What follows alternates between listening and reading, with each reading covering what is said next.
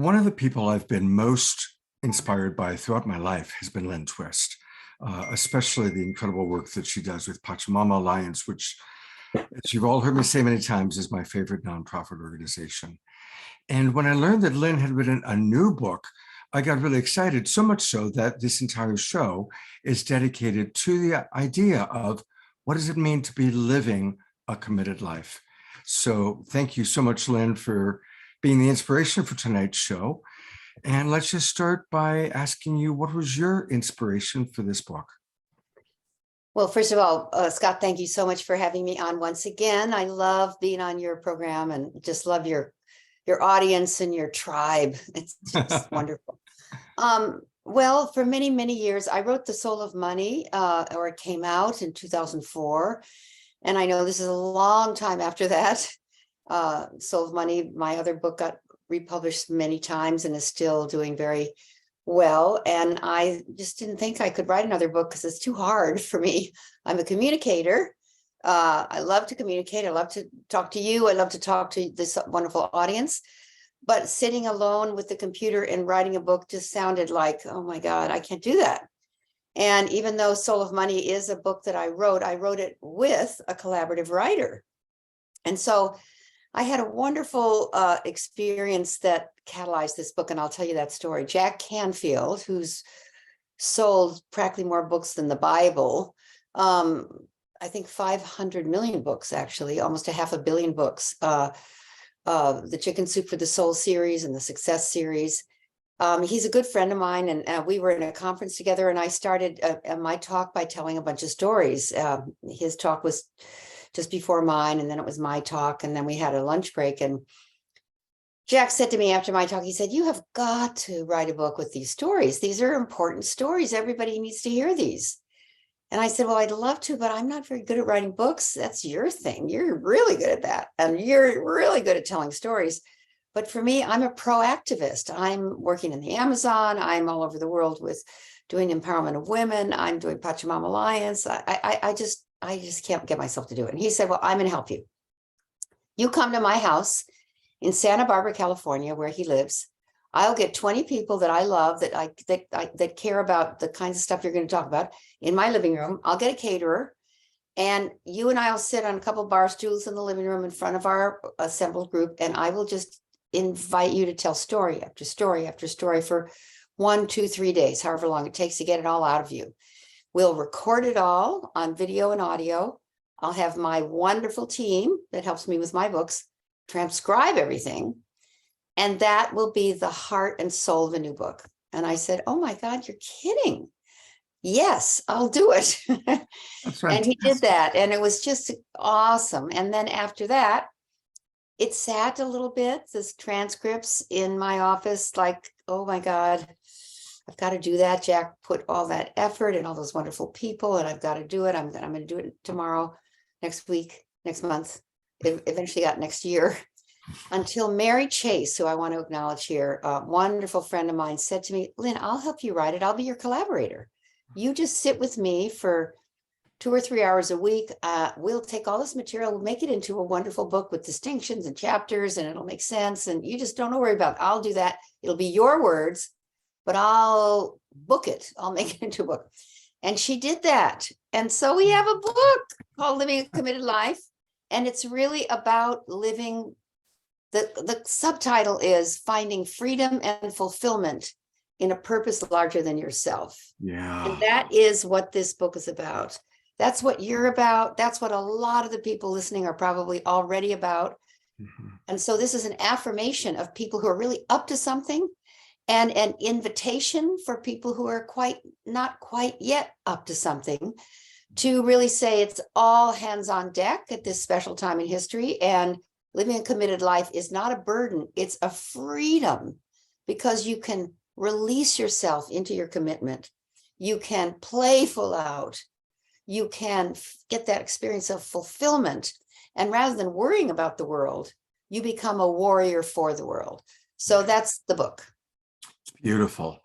So, question for people that are watching this who want to be doing something greater than themselves, who want to be contributing, but are feeling maybe stuck or paralyzed even, or in between, they're in purgatory, between, where they want to be and where they've been.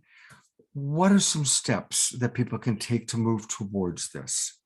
Well, one step is to, is to buy this book because it's all in there. I talk about how to uncover or discover, which is discover, uncover the longing of your soul, why you're here, why you were born now.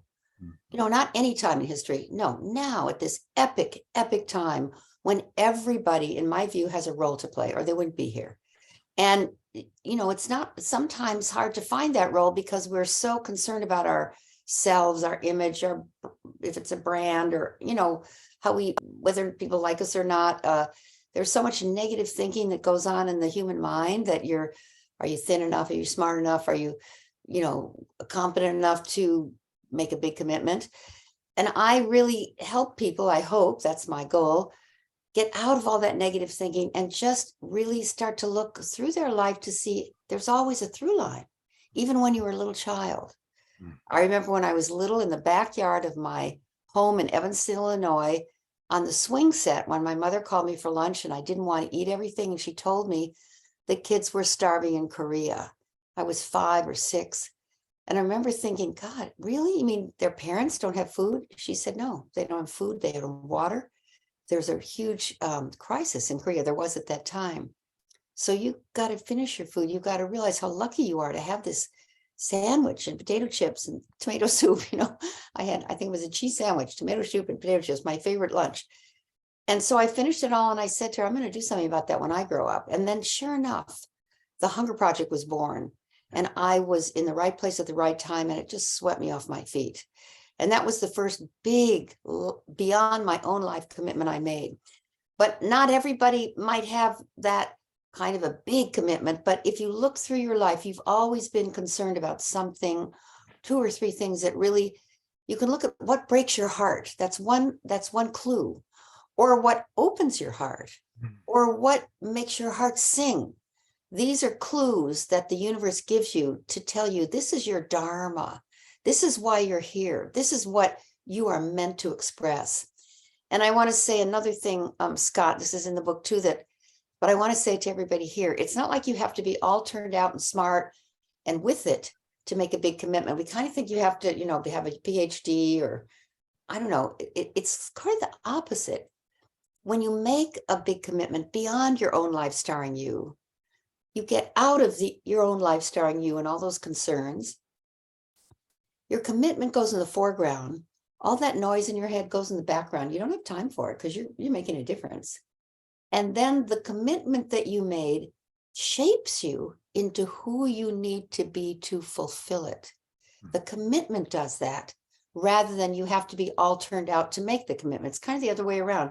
And it's so wonderful to see that happening when someone says, I'm just going to stop child abuse. I'm going to do something about it. I'm going to have a role in alleviating that horror for children, or I'm going to make sure everybody has access to natural beauty. I'm going to set up some sort of travel company, taking people to sacred sites, or I'm going to make sure every woman, all the voiceless women have a voice, and I'm going to start an organization, or I'm going to join this thing, or I'm going to join that thing. But I can feel it. That's mine to do. Maybe not only mine to do. It's too big for just me, but I'm going to join people who are doing it, or I'm going to bring people into my field who want to join me.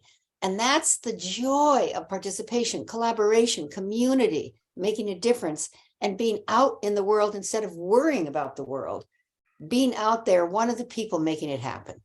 Beautiful. Last night we had on the show Greg Braden talking about the wonderful example of the caterpillar turning into the butterfly and the imaginal cells. And I want to build on what he was saying and what you just said. We all are imaginal cells of the new world, of the awakening world, whatever we want to call it. And every cell has its own purpose. And some might be, you are living a pretty epic life, but it can be just as important to be doing something very simple, raising one child properly, and so I just really want to get your input about, it doesn't have to be big and epic. It can be as long as it's within your own divine knowing, like, yes, this is what I need to be doing right now. Yeah, well, you answered your own question so beautifully. I say that we all have a role to play. Mhm. It's not a big role or a small role. It's just your role. Yeah. And if you play it, your life will have a kind of meaning you've been dreaming of. So, for example, I talk in the book about a bus driver in Chicago that my husband, when he was in business school, he always would race to the bus stop to make sure he got, the 39 driven by Joe, because this wonderful, large, kind of oversized black man was just the most jolly, wonderful, welcoming, warm bus driver. And everybody who got on the bus, because it was a certain time every day, just before 8 o'clock, that it stopped at this particular stop and then the next stop. Everybody wanted to be on Joe's bus because he would welcome people. And he said, on my bus, you're going to have a good day. You get on my bus, you're going to have a good day. That's my epic job in the world, to drive this bus in a way. If you spend 10 minutes, 5 minutes, 3 stops with me, 6 stops with me, you're going to have a good day, because my energy is going to fill this bus with love.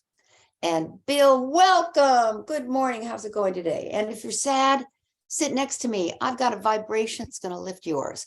This is a bus driver. This guy had a purpose larger than his own life, and he's a bus driver. And so you can be a waitress, you can be a kindergarten teacher, you can be a fireman, you can be a teacher, you can do anything. And you can, if the context is larger than your own life starring you, you're in your dharma, you're making a difference, you're contributing, you are making the world, you're shifting the trajectory of the human family towards the common good.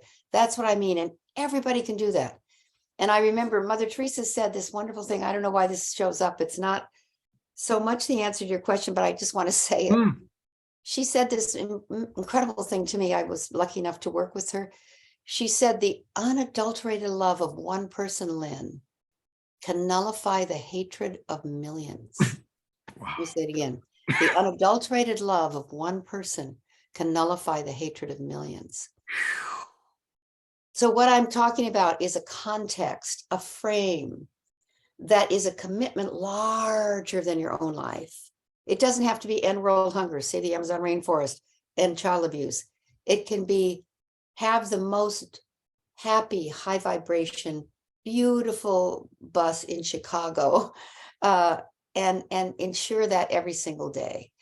It can be a waitress who, when you wait on their table, the experience of service and acceptance and affirmation and holding that table so that it's really, really well taken care of, and there's a pleasant air around it and an uplifting space. It can be something like that. It doesn't need to be a huge commitment, although many people have in their heart of hearts a huge commitment. And maybe a waitress who serves like that would say, I'm committed to transforming service in the hospitality industry so that it's rooted in love rather than some sort of exercise, that it has love in it, that's filled with love, and people can feel that. So that's what I mean. Anybody can do it, and everybody has it in them. And I believe everybody has a role to play. And that's what I mean. All hands on deck. This is epic time, epic historical time in history, crises galore, pick one or 2 or 3 and get engaged.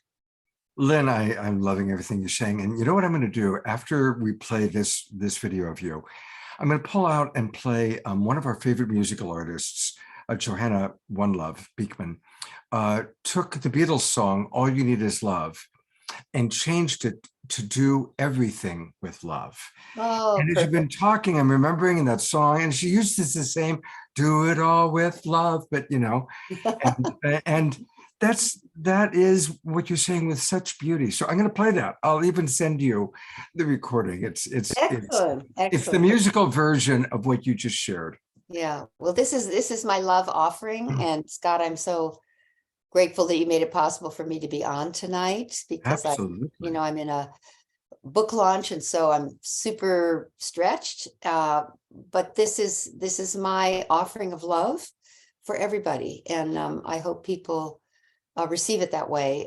Those of you who buy it, those of you who get it out of the library, those of you who even just hear this message, it's my offering, and I stand for it, and I stand for the community of life.